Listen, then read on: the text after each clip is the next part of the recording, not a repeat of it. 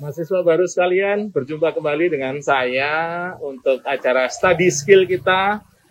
Sekarang ini temanya yaitu talkshow mengenai anti korupsi, ya.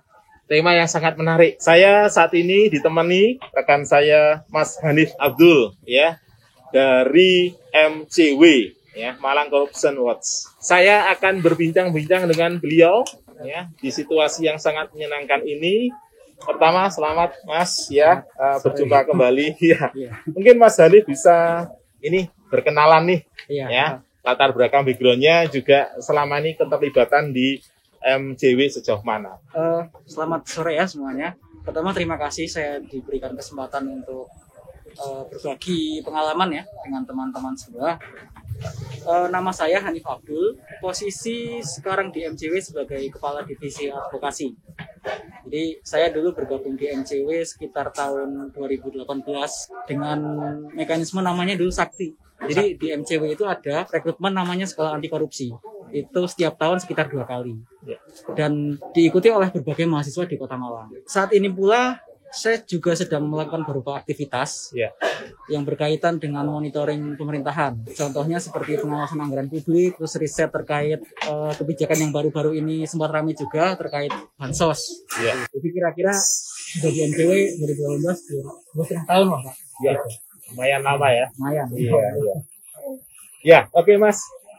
Ini kan adik-adik maba pasti sudah pernah mendengar nih sosialisasi anti korupsi sebelumnya ya, mungkin di sekolah masing-masing di SMA ya. Nah, sebelum saya melanjutkan diskusinya ini, kita akan menggali nih informasi dari Mas Hanif. Kira-kira kalau ada orang bertanya korupsi itu sederhananya apa sih? Nah, yang selama ini mungkin juga diajarkan di sekolah anti korupsi gitu Mas ya. Mungkin Mas Hanif bisa bercerita dari perspektif teman-teman MCW. Silakan. Kalau kita mencari pengertian yang sebenarnya dari korupsi ya. Jadi korupsi itu kan sebuah fenomena. Para ilmuwan banyak yang mencoba mendefinisikan kira-kira fenomena apa sih yang bisa kita sebut sebagai korupsi. Untuk pengertian akademis mungkin kita bisa tinggalkan, kita bisa bergeser ke pengertian yang lebih simpel. Korupsi secara asal kata itu kan kita bisa artikan sebagai perilaku tidak jujur, manipulatif, tidak bermoral. Jadi sebenarnya sangat erat kaitannya korupsi itu dengan 3 sifat itu. Kalau kita rujuk juga kalau dalam KBBI, korupsi itu secara sederhana penyalahgunaan uang negara untuk kepentingan diri sendiri.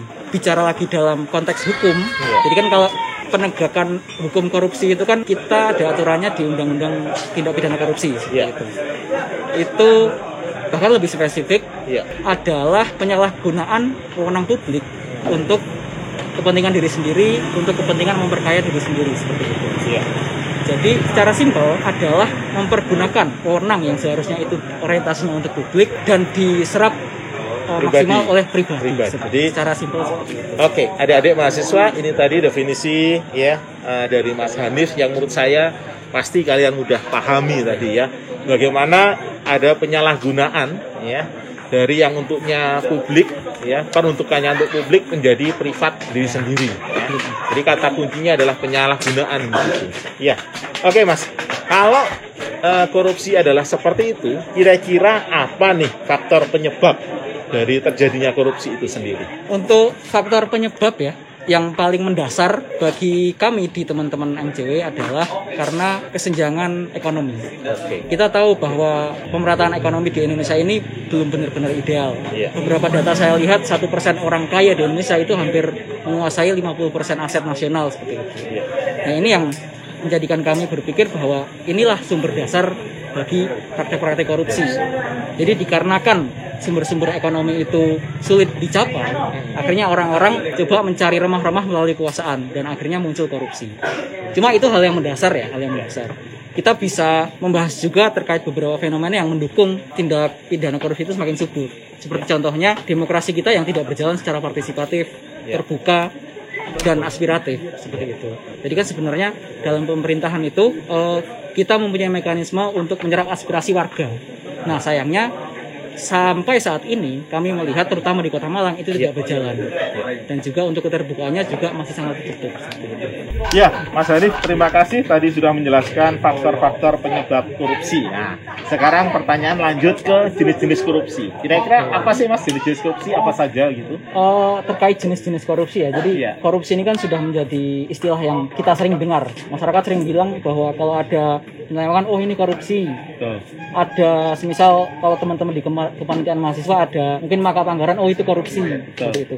Cuma sebenarnya kalau kita mau rujuk terkait dengan Undang-Undang Tipikor, jenis-jenis korupsi yang diakui di Indonesia itu seperti apa? Nah, setidaknya ada mungkin 6 atau 7 saya lupa detailnya, saya coba sebutkan. Pertama, jenis korupsi itu ada yang berbentuk suap. Contoh kasus umumnya adalah ketika ada pengusaha yang itu memberikan suap kepada pemerintah untuk mendapatkan proyek. Contohnya seperti itu. Baik pengusaha maupun pemerintahnya kena semua. Bisa semua. Bisa kena semua. Untuk kedua ada gratifikasi. Nah, gratifikasi ini hampir mirip sama suap. Cuma bedanya dengan suap, kalau suap itu diberikan dengan niatan langsungnya untuk mendapat timbal balik dari orang pemerintah yang bersangkutan. Kalau gratifikasi tidak. Jadi hanya memberikan hadiah, cuma tidak berharap timbal balik secara langsung. Jadi dia memberikan karena posisinya sebagai orang pemerintah dengan tidak mengharapkan imbalan secara langsung. Berarti agak soft gitu ya? Agak soft. Jadi semisal kita tidak ada apa-apa nih, memberikan barang seharga mungkin 15 juta ke bupati. Itu bisa dikenakan gratifikasi. Padahal kita tidak punya niat untuk secara langsung minta apa ke bupati itu. Ada juga terkait jenis-jenis itu penggelapan. Kalau dalam pemerintah itu ada aset daerah, ada aset kota. Itu bisa dikategorikan korupsi dengan cara penggelapan. Yang mengelola itu kan sebenarnya pemerintah kota. Betul. Cuma ketika orang yang mempunyai wewenang itu mengalihkan barang itu ke mungkin milik lain, itu bisa dimasukkan ke dalam penggelapan. Ada konflik kepentingan. Jadi pemerintah itu kan punya proyek banyak ya. Betul. Ada proyek banyak, nilainya juga variatif. Konflik kepentingan ini terjadi ketika proyek pemerintah itu dijalankan sama orang pemerintahan sendiri. Contohnya misalkan ini pembangunan jalan di depan gitu ya. Ini kan proyek anggaran pemerintah kota. Terus yang mengerjakan CV-nya tuh CV saya yang orang pemerintah. Seperti itu bisa masuk dari konflik kepentingan. Ada juga pemerasan. Nah, ini yang sering. Misal tarikan-tarikan di pendidikan. Kita tahu kan sebenarnya untuk pendidikan dasar SD SMP itu kan peraturannya sudah harus dibebaskan biaya. Cuma dan ini MCW temukan di lapangan juga ya. Banyak sekali pungutan liar yang itu masih terjadi di sekolah dasar, SD, SMP. Padahal seharusnya semuanya gratis. Bukan gratis sih, sudah dibayarkan oleh negara dan menjadi gratis ketika sampai ke masyarakat. Sayangnya hal itu masih kita perlu banyak koreksi lah. Masih ada yang melakukan seperti masih itu banyak yang pemerasan dengan istilahnya ngomong dana pembangunan ini apa, SPP, seragam termasuk. Baik, adik-adik mahasiswa, ini tadi jenis-jenis korupsi yang sangat dekat dengan kita, ada di sekitar kita. Ada suap, ada gratifikasi, kemudian ada penggelapan, ada konflik kepentingan, dan yang terakhir adalah pemerasan. Ini PR untuk adik-adik nih. Kalau diajak untuk melihat realitas di sekitar kita, ada nggak kira-kira praktek korupsi seperti itu? Iya, oke, baik. Terima kasih Mas Hanif. Tadi udah bercerita nih ke adik-adik maba seputar penyebab korupsi. Sekarang dampaknya, Mas. Nah, ini supaya adik-adik paham juga. Kira-kira seperti apa sih dampak korupsi? Katanya, wah parah. Tapi kira-kira parahnya seperti apa lah? Ini mungkin bisa dijelaskan. Yang mungkin ini skalanya besar ya. Dampak korupsi ke negara itu membuat perekonomian kita tuh menjadi mahal. Karena korupsi itu kan kalau dimasukkan dalam biaya, dia kan menambah. Jadi pengusaha itu sudah dikasih pajak, masih juga ditarikin sama pemerintah yang korupsi. Jadi itu kan membuat biaya produksi semakin membuka. Juga dalam laporan ICW, laporan Indonesian Corruption Watch, kerugian keuangan yang pernah Indonesia alami sampai dengan 2015 itu interval 2010 sampai 2015 ya. Itu sekitar 24 triliun. Kita kehilangan uang sebanyak itu Indonesia pada kurun waktu 5 tahun itu. 24 triliun itu mungkin 12 kalinya APBD Kota Malang ya. Yang sebenarnya kalau kita alokasikan ke masyarakat, itu manfaatnya sangat besar. Sayangnya 24 triliun itu hilang tertentu ya. Hilang masuk ke orang-orang yang tidak bertanggung jawab. Ada juga yang mungkin sering dirasakan masyarakat soal KTP. Kalau teman-teman ikuti soal kasus EKTP yang Bapak Setnov itu kan berdampak pada layanan di dinas kependudukan, KTP belangko KTP-nya kurang, akhirnya bikin antriannya lama. Dan kalau semisal masyarakat tidak punya identitas, itu kan sebenarnya dia akhirnya sulit mengakses layanan lainnya. Mau menikah terhambat gara-gara nggak ada KTP tadi. KTP-nya nggak ada, gara-gara belangkonya kurang. Itu kalau skala nasional begitu ya? Nasional, ya. Yang besar. Kalau mungkin konteksnya Malang ya, kebetulan kan jenengan kan fokus juga di Malang. Ya. Kira-kira ada pernah nggak sih kasus korupsi yang akhirnya juga berdampak ke masyarakat di Malang, konteks Malang misalkan? Untuk menyebut sampai pada kasus korupsi mungkin kita belum bisa ya. Cuma ini hanya dugaan. Dugaan. Oke, betul. Ya. Jadi pada tahun 2019 itu kita coba melakukan riset terkait dengan pengadaan jalan. Jadi jalan-jalan salah DPUPR, Dinas PUPR itu kan salah satu dinas yang mempunyai anggaran besar. Betul, untuk pembuatan jalan. Untuk pembuatan jalan. Jalan raya. Ya. Kita menemukan banyak di audit BPK itu kekurangan volume dari jalan-jalan yang sudah dibangun. Kita juga temukan di lapangan banyak jalan-jalan yang berlubang. Kalau teman-teman MCW coba riset lebih dalam terkait proses pengadaan jalannya, itu banyak CV yang kok dari awal CV ini terus sih gitu. Jadi dalam proyek pemerintah pun itu banyak juga yang bermain. Berarti ada dugaan konflik kepentingan ya? Ada dugaan konflik kepentingan, ada dugaan monopolinya juga. Monopoli juga. Menarik sekali adik-adik mahasiswa baru. Ini tadi sudah dijelaskan oleh Mas Hanif ya. Faktor-faktor penyebab, ya, kemudian akibatnya juga sudah dibahas. Nah, sekarang kita ingin mengenal lebih dalam nih dengan kegiatan dari teman-teman MCW di sini, ya. Mungkin bisa di-sharekan kepada adik-adik maba. Siapa tahu nanti adik-adik maba bisa ikut terlibat nih dalam rangka kita bersama-sama untuk yuk bergerak untuk ikut mengkampanyekan anti korupsi. Ya, silakan Mas. 2 kegiatan mendasar MCW itu ada yang pertama advokasi ya. Yang kedua pengorganisasian. Ya. Di dalam advokasi itu apa saja yang kita lakukan? Contohnya seperti mendampingi warga yang terkena kasus, menginvestigasi aduan-aduan warga terkait kasus korupsi. Terus juga riset terkait dengan penggunaan anggaran. Terakhir riset terkait bansos. Dan kegiatan itu selalu secara rutin kita sampaikan ke pemerintah. Jadi untuk dijadikan masukan. Itu yang advokasi. Yang kedua adalah pengorganisasian. Kita berpikir bahwa sebenarnya yang harus bergerak itu masyarakat. Makanya kita sebagai mahasiswa yang dalam hal ini sebenarnya beruntung. Karena kita diberi waktu lebih lama lagi untuk berpikir seperti itu. Oleh karenanya muncul kewajiban, muncul tanggung jawab kepada mahasiswa untuk menggerakkan masyarakatnya juga agar lebih melek terkait kasus-kasus korupsi yang di sekitarnya. Nah, ini MCW sering sekali turun ke lapangan. Kita bikin forum warga.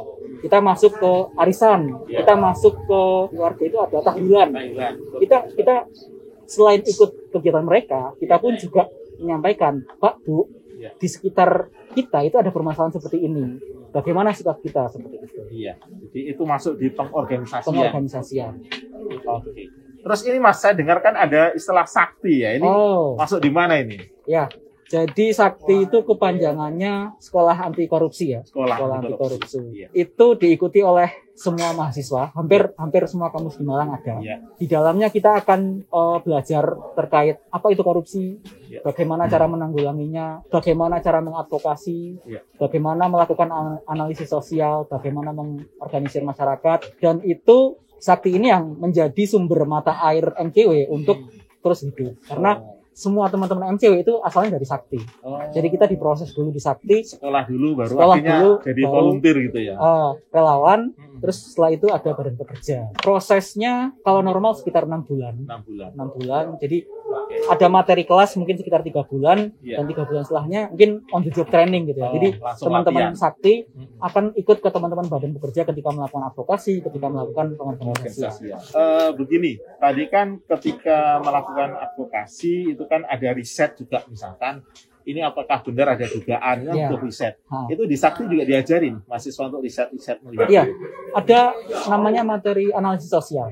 Di situ kita diajarkan untuk mencoba menganalisis, misal ada kasus, ini kira-kira kepentingannya siapa. Misal ada kasus, ini kira-kira digerakkan oleh siapa. Itu di Sakti, itu akan kita kupas tuntas semuanya. Oh, di analisis sosial. Di analisis gitu sosial. Kalau boleh disampaikan nih kepada adik-adik, gimana sih caranya misalkan aku pengen ikut terlibat Sakti gitu ya, ikut kegiatan ini. Caranya gimana? Pastinya tunggu pengumuman dari kita pengumuman ya, karena sebenarnya kita pun juga terdampak sama pandemi. Seharusnya sekarang sudah ada Sakti. Cuma karena kondisinya seperti ini ya, artinya mungkin kita harus mereschedule lagi gitu. Mereschedule lagi. Mungkin awal tahun depan itu baru ada. Untuk pengumumannya mungkin teman-teman bisa akses di sosmed resmi kami. Itu MCW Ngalam, MCW Ngalam ataupun website. Di website kita juga sering mempublikasikan terkait tulisan-tulisan yang berkaitan dengan korupsi. Banyak pengetahuan lah kalau teman-teman coba mengakses di website tersebut. Jadi adik-adik sebelum terlibat dengan teman-teman di MCW sini bisa menengok dulu ya lewat jendela website ya, silahkan misalkan selama ini kegiatannya apa, program-programnya apa. Juga ketika pengen adik-adik terlibat di Sakti ya, pengumuman ada di situ, pasti pendaftaran juga lewat pendaftaran di situ. Iya, kan mungkin teman-teman karena ini kegiatannya adalah sosial kemasyarakatan. Kira-kira tantangannya apa sih ketika terlibat di kegiatan ini? Pertama, ya ini memang sebuah tantangan bagi kita ya mahasiswa yang sebenarnya kita itu punya kepentingan pribadi yang selalu mengejar-ngejar. Cuma kenapa sih sampai harus ada orang-orang yang bergerak untuk kepentingan sosial? Itu kan sebenarnya karena didasari oleh kepedulian dia. Bahwa sebenarnya manusia itu kan sebenarnya makhluk sosial. Jadi kalau fungsi sosialnya itu tidak pernah diasah, maka sebenarnya dia menyalahi kodratnya seperti itu. Jadi fungsi sosial itu harus benar-benar disadari sama teman-teman, terutama mahasiswa. Karena mahasiswa ini kan kelasnya orang cerdas kalau dibandingkan dengan masyarakat yang lain. Maka dengan kecerdasannya, tanggung jawabnya juga lebih untuk bergerak secara sosial. Tantangannya bagaimana mahasiswa minimal bisa mengatur waktu ya antara kepentingan pribadi apa itu ya, tentunya kuliah, menyelesaikan tugas ini, tugas itu, begitu ya. Nah, dengan kepentingan untuk bagaimana bisa terlibat di sosial kemasyarakatan. Yang terburuk, pengalaman yang pernah buruk dialami ketika melakukan kegiatan sosial ini apa sih? Kan kayaknya kok menakutkan gitu ya.